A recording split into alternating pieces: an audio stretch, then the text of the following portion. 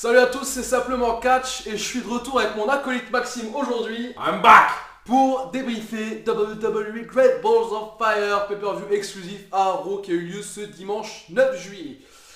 Avant de commencer le débrief, tu veux nous parler de quelque chose Maxime? Tu as passé 3 jours à Paris dans un séminaire, un stage de catch avec Santino Marella. Voilà, Donc, je te laisse faire un petit aparté là-dessus. Donc stage de catch avec Santino Marella, organisé par Nadir Mohamedi, que je salue s'il regarde cette vidéo. Coucou Nadir.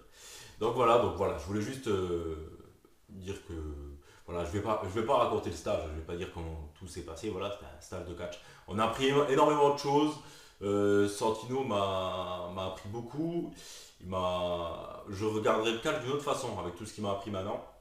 Et ça m'a surtout donné envie pour ma part, en tout cas, de continuer là-dedans et d'essayer d'aller de plus en plus loin dans cette magnifique discipline sportive qu'est le catch. Voilà, ça m'a vraiment donné envie de continuer et de croire en mes rêves, comme on dit. Voilà, Crois en tes rêves, voilà, vas-y. je crois en mes rêves, donc voilà. Je voulais te remercier Santino, Nadir, tous les gens qui étaient présents à ce stage. S'ils regardent cette vidéo, je sais qu'il y en a quelques-uns qui vont la regarder. Voilà, c'était super, j'ai fait de super rencontres. Santino est quelqu'un de très bien, c'est quelqu'un de fantastique, une personne très gentille, très humble. Voilà, c'était super. Et je suis revenu pile poil à l'heure Voilà, pour vas-y. regarder WWE Great Balls of Fire. Et oui, et donc pay-per-view, comme je le disais, exclusif par Raw, et on va commencer tout de suite, on va pas s'éterniser sur ce débrief. C'était un très bon pay-per-view. C'était super. Alors, on en a parlé avant de tourner, pour nous c'est le meilleur pay-per-view en dehors du Big Four un peu. Donc, Depuis WrestleMania, en voilà, tout cas, donc c'est meilleur. en dehors du Rumble, de Mania, de SummerSlam et de Survivor Series, pour l'instant c'est le meilleur pay-per-view de l'année à notre avis.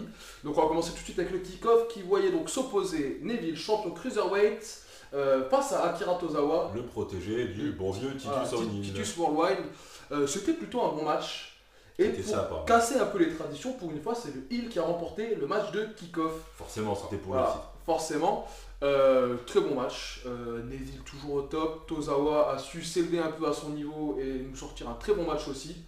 On a eu un peu d'High-Fly, on a eu un peu de Strong Style, c'était très très bon. C'était cool, c'était Voilà, vraiment cool. Ouais. j'ai pas grand chose à dire de plus sur ce match, c'était un bon match. Tozawa, j'ai bien aimé Tozawa. J'espère qu'il y aura des nouveaux matchs entre Neville et Tozawa. Ils vont pouvoir nous montrer encore plus parce que c'était vraiment cool. C'était vraiment sympa. Un super match de kick-off pour bien nous mettre en forme pour le reste du pay-per-view. Début du pay-per-view, on a ouvert le pay-per-view donc avec Seth Rollins qui faisait face à Bray Wyatt.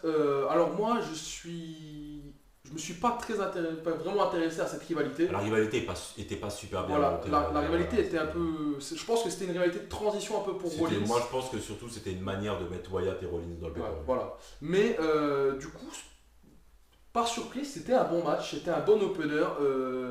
Rollins est un des meilleurs du monde, je pense. Et Wyatt a su, encore une fois, s'élever au niveau de Rollins. Et pas l'inverse, c'est pas Rollins qui a dû un peu freiner pour se mettre au niveau de Wyatt. Donc, grande performance de Wyatt, grande performance de Rollins. Moi, j'aurais préféré que Rollins remporte ce match, tout simplement pourquoi?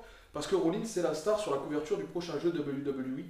Et que je pense que ça aurait pu le mettre en avant et encore promouvoir le jeu qui va sortir donc d'ici quelques mois. Donc voilà, mais très très bien pour une victoire de Wyatt aussi. Ça fait longtemps qu'on n'a pas vu de vraie victoire de Wyatt clean comme ça. Donc très très bon pour Wyatt, à savoir qu'il a aussi battu Rollins à Raw le lendemain. Dans un super match aussi, franchement. Raw était bon lundi, franchement. Super. Raw était vraiment bon. Magnifique. Et si vous regardez plus tous les semaines Raw, je peux comprendre que vous regardez pas, que ça vous saoule. C'est pas tout le temps super bien. C'est même plus souvent moyen moins que bien. Mais cette semaine, c'était super bien. Alors regardez-le parce que Raw était vraiment top cette semaine. Mais voilà, donc bon match, bon opener. Moi, ça m'a mis en joie pour le reste du pay-per-view. Je sais pas ce que toi t'en as pensé, mais pour moi, c'était un très bon match. C'était cool. Ouais, c'était un super match. Une bonne manière effectivement de faire réagir la foule, de commencer un pay-per-view avec deux stars Bah oui. de Raw, Bray Wyatt, Seth Rollins. Après voilà, le match était bon. Bon, moi c'était pas le match que j'ai préféré dans le pay-per-view. Moi non plus, mais en fait, il n'y a pas eu vraiment de mauvais match dans cette soirée. Hein. Voilà, il n'y a pas eu de mauvais match, mais pour moi c'était vraiment un bon opener. Je pense qu'ils auraient pu faire quand même beaucoup mieux, mais bon, c'était un opener, donc voilà. Il faut que ça envoie un opener, mais pas trop, parce que si l'opener il envoie trop après, Bon, les matchs qui vont suivre, on l'a vu à Mania. Hein. on l'a vu à Mania, les 2-3 matchs qui vont suivre, le public va pas être fou si le premier match est furieux, quoi. C'est clair. Donc voilà. Mais bon match, voilà, j'ai rien d'autre à dire. Bon, c'est bien que Wyatt ait gagné, ça lui permet de prendre un peu de crédibilité. Il y a une photo qui est sortie sur les réseaux sociaux il y a quelques jours. nous montre le nombre de victoires, le nombre de Oui, j'ai défaites, vu. le nombre de draws de Wyatt. Il y a le double Il y a de défaites. presque le quadruple. Là. Il, y a Ouais. 100 il doit y avoir 180 victoires et 420 défaites, quelque chose comme ça. Ouais, il y a le triple. Donc Ouais. ouais, il y a le tri. Il y a Il doit y avoir triple. le triple de défaites que de victoires pour Wyatt. Donc voilà, quand on voit des trucs comme ça, c'est bien de voir Wyatt un peu gagner des matchs. Des matchs importants parce que c'est pas n'importe qui. Ah oui, c'est Seth Rollins, ça. C'est pas, on lui a pas mis à Kurt Hawkins ou à Curtis Axel en face. Hein. Exactement. Mais match suivant, Big Cass contre Enzo Amore. Il était temps qu'Enzo se fasse défoncer sa gueule. Franchement, j'ai pas d'autres mots. Alors, un bon point pour Enzo, j'ai beaucoup. Alors, je sais que enfin, vous savez aussi que je le déteste, que ses promos à rallonge, ça me fait chier à un point. Mais là, je l'ai trouvé très bonne sa promo d'avant-match. Il y avait de l'intensité, c'était un petit peu long comme d'habitude, mais j'ai trouvé la promo vraiment bonne. On aurait presque dit un petit peu un shoot sur certains aspects de la promo. Donc j'ai trouvé ça bon, c'est un bon point pour Enzo. Et bon point pour Big Cass parce que c'était un squash match. Tout ce qu'il y a de plus squash match possible. Quoi. C'était logique. oui, mais c'était logique. Voilà, comme je l'ai dit dans les promos, je pense que tu as vu la vidéo que j'ai fait. J'ai dit dans les promos, c'était logique que ce soit un squash. Il y a des gens qui ont pronostiqué Enzo. Alors moi, le seul moyen que je voyais Enzo de gagner, c'était par une intervention du Big Show. Voilà, comme on a pu le voir il y a quelques semaines à Raw. Et le lendemain aussi, parce que maintenant, Cass est en rivalité avec Shaw. Mais moi, ça m'a fait du bien de voir Enzo se faire marcher sur la gueule comme ça, franchement. Et je pense que si on change la gimmick un peu de Cass, et puis sa musique d'entrée qui est quand même dégueulasse.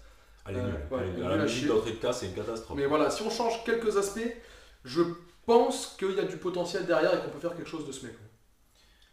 Alors, j'ai quand même pas mal de choses à dire sur ça. Ouais, parce c'est- qu'on s'était pas vu, les copains, quand j'étais pas là pour les pronostics, on s'était pas vu depuis un petit moment tous. Alors, comme vous le savez, j'aime pas Soft. J'aime pas Enzo. J'aime pas Cass. Cass Hall. Le Casso, exactement. Le Cassoulé. Ouais. Attends, et je sais pas si vous avez vu, il y a une photo qui traîne sur le net, et quand il rentre, il est pris en contre-plongée, et il cache le C de son nom. Et du C'est coup, il y a ça. marqué Big Ass en énorme sur le Titan Throne, c'était magnifique. Mais il y a aussi la Le- même photo avec Sasha Oui. Banks qui marque Hit Balls. Hit Balls, voilà. Donc sur le G et Les- le R. Bref, revenons à nos moutons, revenons à nos oignons, revenons à Cass et Enzo. J'ai adoré leur rivalité. Voilà, c'est dit. Vous m'entendrez pas souvent dire des choses comme ça de ces deux-là. Là, j'ai le cœur qui est parti. Là. Voilà. Wouh. Je suis peut-être un de leurs plus gros haters parce que je les aime pas du tout, mais leur rivalité était super. Elle était bien montée. C'était vraiment une longue histoire entre eux, une longue histoire d'amitié depuis NXT. Ça s'est cassé d'une manière. Voilà, ils ont fait durer le truc et franchement c'était vraiment bien. Les segments d'Enzo au micro sur le ring étaient super. L'émotion qu'il avait dans son segment était super. Et même le segment avant le match était super. Oui, Lui la aussi. petite vidéo qu'ils ont mis avant, Voilà. il était sympa. Ouais. Et Big Cass dans le Raw Talk Mm. d'après D'après- Great Balls of Fire était super. Et Big Cass à Raw après Great Balls of Fire au micro était super aussi. Son segment d'ouverture Donc voilà. était sympa. Ouais. Les deux sont très bons au micro maintenant. Ça, il n'y a plus rien à redire. Surtout Enzo, mais Cass m'a étonné parce que Cass aussi. Voilà. Donc j'ai réussi à m'intéresser à une rivalité qui, je le savais, donnerait un mauvais match. Bon, finalement, le match n'était pas mauvais parce que parce qu'il n'y a pas eu de match. La C'est promo ça. d'Enzo a duré plus longtemps que le match. C'est ça. Et voilà, après, c'est logique. Pour une fois que c'est logique à la WWE, on va pas se plaindre. Maintenant, qu'est-ce qui va devenir d'Enzo? Mais en tout cas, Cass, je pense qu'il y a de gros plans pour lui à la WWE. Ça, c'est sûr. Enfin, voilà. Voilà, tout ça pour dire que j'ai aimé cette rivalité, même si je n'aime pas les mecs en question. Comme quoi, il faut pas, quand on juge le catch, des fois, il faut pas tout le temps penser avec son cœur, entre guillemets, Ouais. hein, avec son cœur, avec les gens, avec les jeux. Aimer les mecs qu'on apprécie, forcément dire que les mecs qu'on déteste font du mauvais boulot, comme beaucoup font avec un certain Roman Reigns, par exemple. Voilà, moi je les aime pas, et là je dois admettre qu'ils ont fait un super boulot tout au long de leur rivalité. Voilà, après victoire de Cass, donc c'est logique, mais voilà, donc félicitations à eux deux en tout cas, parce que c'était super, c'est peut-être la rivalité à laquelle je me suis le plus. J'ai réussi à le plus accrocher. Mhm. Pas pour moi, Great mais Balls of c'était Fire. une bonne rivalité. Très bonne rivalité, super bien montée. Match suivant, Iron Man Tag Team Match pour les titres Tag Team de Raw. Hein. 30 minutes Iron Match qui voyaient s'opposer. Donc les champions en titre Cesaro et Sheamus. et Sheamus. Et les Hardy Boys, anciens champions par équipe de Raw. Et j'avais un peu peur de ce match en pensant à la condition physique des Hardy. Est-ce qu'ils allaient tenir 30 minutes surtout Matt, qui je trouve est un peu plus lent déjà dans le ring que Jeff. Et non, c'était un super match. Donc je trouvais que ça a mis un peu de temps à démarrer. Non, après, dans un Ironman Voilà. match, il faut Bon, prendre son temps. il y a eu un- il y a eu- il y a eu un- il y a eu- Prendre son temps. il y a eu un tombé très rapide de César Wechemus, ça qui était super bien vendu d'ailleurs. Après, ça a mis un petit peu de temps, mais alors la fin du match était totalement folle. Alors moi, j'étais sur mon canapé, j'étais persuadé que les Hardy allaient égaliser à la dernière seconde et qu'on allait avoir le droit à une mort subite. Et c'était fou. La fin du match était La fin folle. du match était folle et encore une fois, c'est Jeff qui fait le con. Ouais.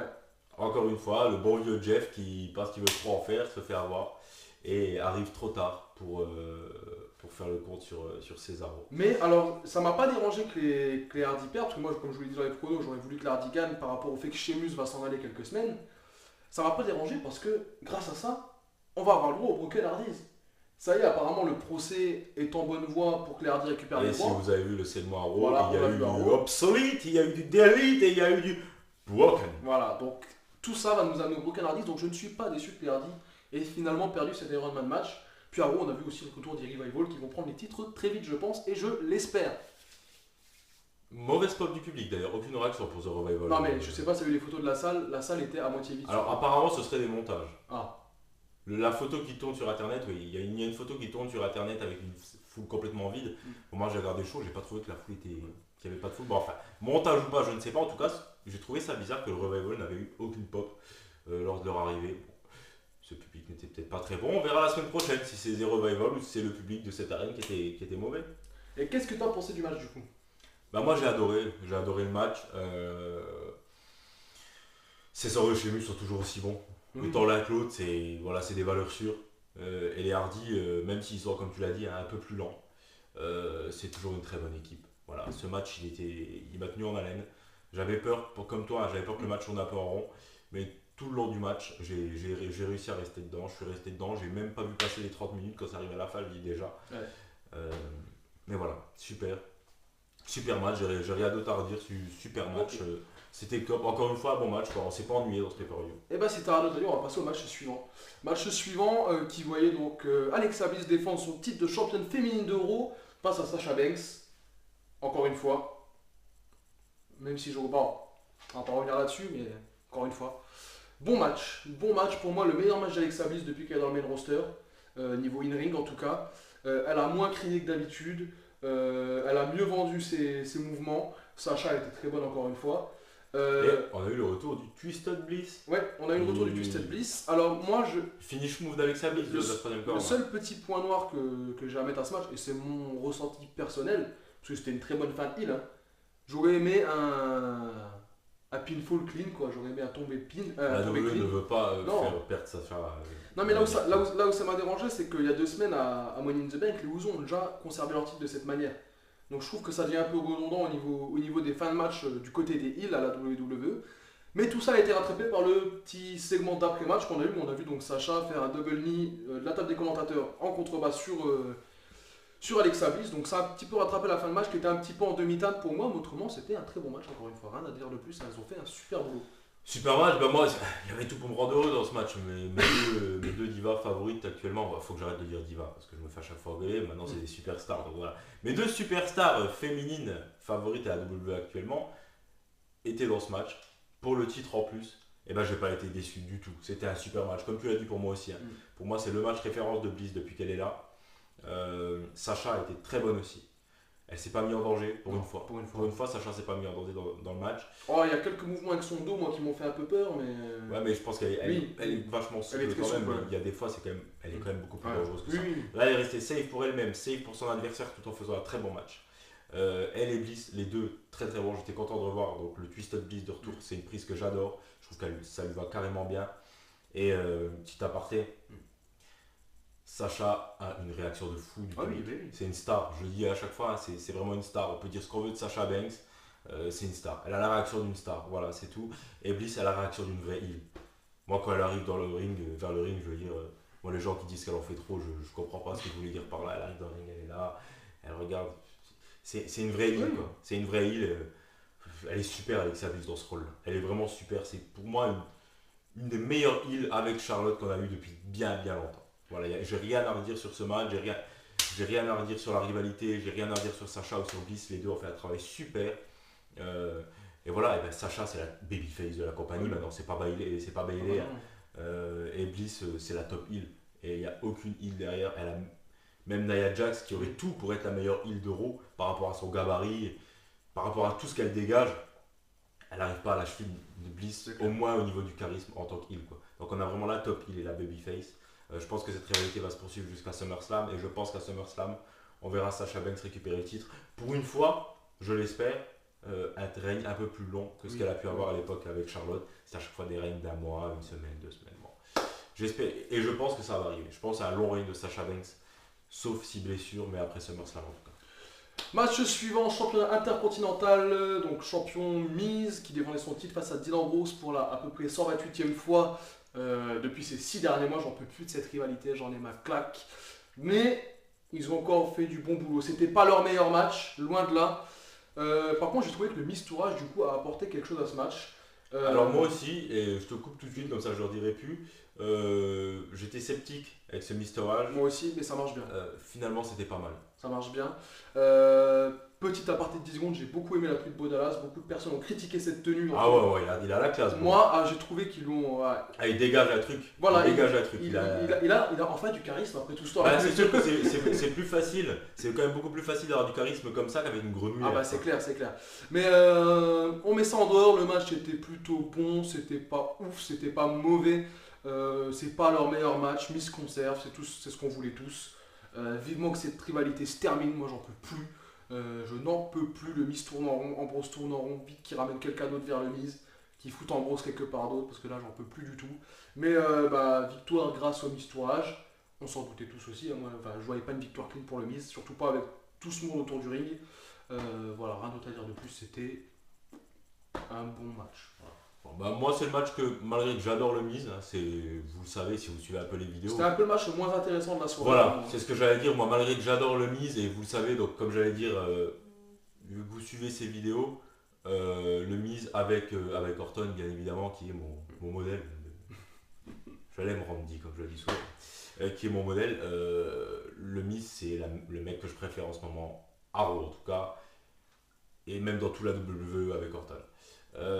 Mais ce match, moi j'ai pas réussi à me mettre dedans. J'ai pas réussi à me mettre dedans parce que c'est malheureux, mais tous les matchs avec Dean Ambrose, j'arrive pas à me mettre dedans. Que ce soit que il était champion à l'époque, ces matchs. J'arrivais même pas à me mettre dans ces matchs quand c'était les matchs contre Styles, pour te dire, alors que c'est quand même AJ Styles. J'ai jamais réussi à me mettre dans ces matchs quand il y avait sa rivalité avec Ziggler. Sa rivalité avec le Miz, c'est pareil, j'arrive pas. Et puis c'est beaucoup trop long. Ça dure depuis. C'est long, et puis avec Ambrose. Ça dure depuis Noël. Avec Ambrose, c'est quand même tout le temps pareil. Ouais. Et moi, le seul truc de bien que je retire de ce match, c'est le Miz Tourage. Et je me dis que finalement, Maryse, vu qu'ils sont 3, qu'il y a elle et le Miz Tourage, va peut-être rester avec le Miz. Et que ces rumeurs d'enlever Maryse du Miz pour éviter qu'il y ait un doublon du couple Canellis. Je pense que cette rumeur était fausse, ou du moins que la WWE est revenue sur l'idée, et ça c'est très bien. Voilà, c'est la seule bonne chose que je garde du match. Je pense s'ils auraient vraiment voulu enlever Maryse du Miz, ça serait passé du Ross pay-per-view avec une énième dispute, mais bon voilà. Ok, match suivant, ambulance match, Braun Strowman contre Roman Reigns. Je vais pas être très long là-dessus. C'était brutal. C'était pas le meilleur ambulance match qu'on ait vu. Ah bah non. Par contre, c'était bon. Moi, cette rivalité, même si elle commence à s'étirer un peu en longueur, j'adore. Moi, Strowman, ça y est, je suis conquis. Moi, c'est mon big man préféré maintenant à la WWE. Je suis fou de lui. J'ai adoré qu'on fasse passer Roman pour un débile mental qui saute tout seul dans l'ambulance, mais en plat. Le mec s'est cru à la piscine, quoi. C'est wouh, sauter dans l'ambulance comme un gros débile. Alors, j'en parlais avant. Mais c'était bien fait. Oui, c'était bien fait. Alors, le seul truc que j'ai reproché à ça, mais d'un autre côté, comme un peu la fin du match féminin, ça a été rattrapé derrière, c'est que la WWE a encore une fois prouvé qu'elle ne veut pas que Roman Reigns perde clean. Là, il a perdu Sacha. Voilà, il a perdu. Un peu comme Sacha Banks. Il a perdu clean. Donc, il a fallu que derrière, on monte un segment pour le refaire sortir comme un homme fort un peu de la compagnie. Après, ce segment était fou. Ce segment était fou. Ce pay-per-view, ce segment et beaucoup de choses dans ce pay-per-view m'ont vraiment, que ce soit la rivalité Enzo Cass, que ce soit ce segment, que ce soit le Joe Lesnar, ça m'a vraiment fait repenser au début des années 2000. Au début des années 2000. Ouais. C'était un vrai bon vieux pay-per-view comme j'adore. Et du coup, non, le segment était très très bon. Alors moi, la tête de Engel qui arrive devant l'ambulance, mais j'ai dû faire pause parce que j'ai explosé le gars devant ma télé, j'en pouvais plus.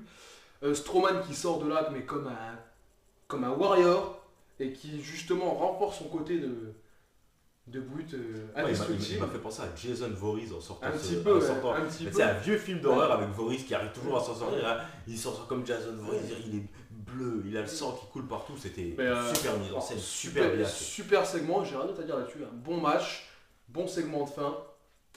Strowman est au top. Et Roman aussi. Ouais. Il faut le dire, Oui, il faut oui, le dire, oui, il faut oui. savoir le dire, Roman aussi. Le match, moi j'ai bien aimé. C'était en gros, on a eu dans ce match un peu tout ce qu'on a eu dans les différents segments. Oui, oui. Tous les bagarres qu'ils ont eu, on les a retrouvés dans ce match. Les projections dans les poteaux à l'extérieur du ring qui se rencontraient, Dans les Strowman écrans de LED. dans les écrans de LED, Strowman qui balance Strowman sur l'ambulance, à 2 reprises d'ailleurs il le fait je crois.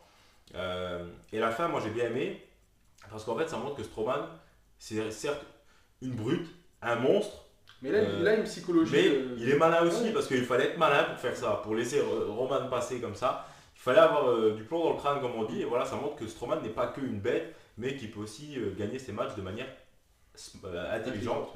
D'être quelqu'un de futé de temps en temps quand il voit qu'il y a beaucoup de difficultés, parce qu'il a eu beaucoup de difficultés contre Roman Reigns, et ça renforce quand même le côté homme fort de Roman Reigns aussi, parce que qui peut tenir tête à Non, Braun mais Strowman aujourd'hui à la WWE? Pas les beaucoup. deux en sortent gagnants. Hein. Et les deux en sortent gagnants. Maintenant la fin, donc comme je dis, moi ça m'a fait penser au début des années 2000.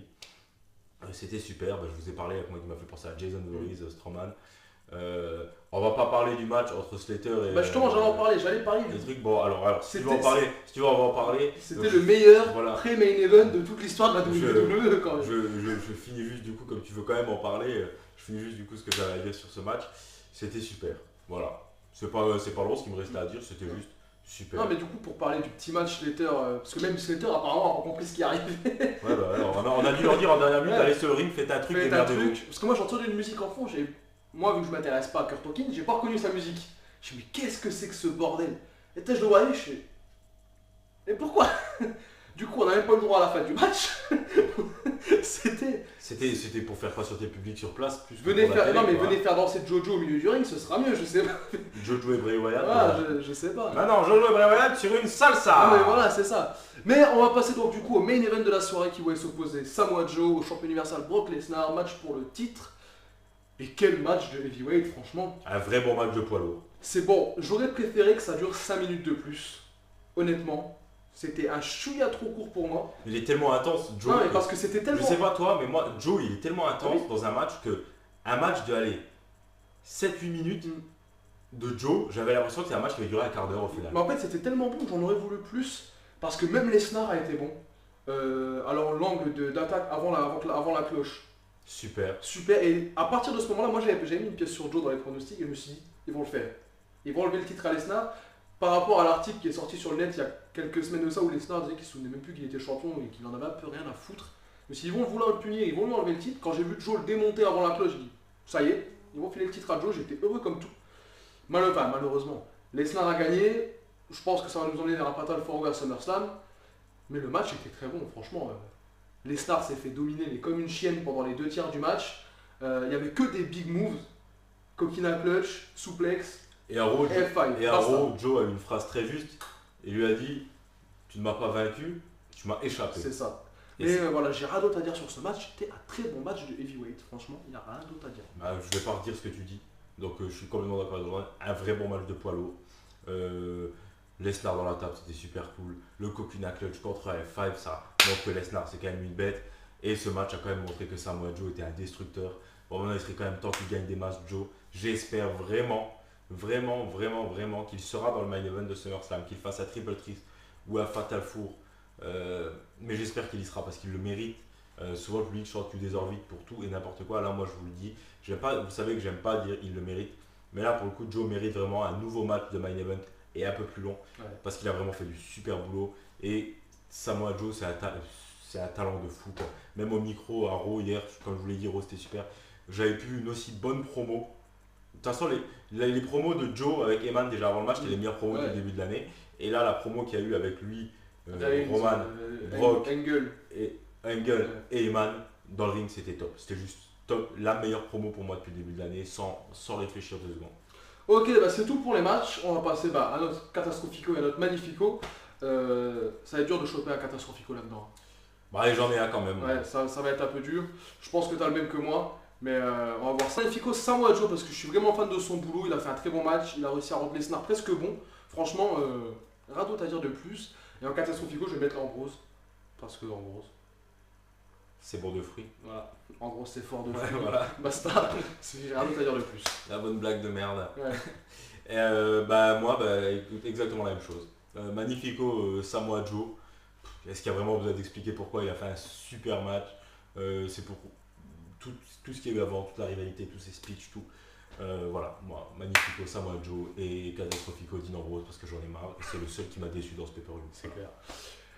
Les enfants, on se retrouve la semaine prochaine pour les pronos de Battleground. Et encore une fois, la promo. Alors déjà l'année dernière, Battleground avec les drapeaux, Ouais. la vidéo promo c'était super. Et là avec les couleurs Et et cette tout, année c'est avec les couleurs comme ça Ouais. sur les visages, c'est super C'est aussi. top. Battleground, de très bons pay-per-view à promo, à défaut Voilà. d'être un bon pay-per-view de match. Voilà.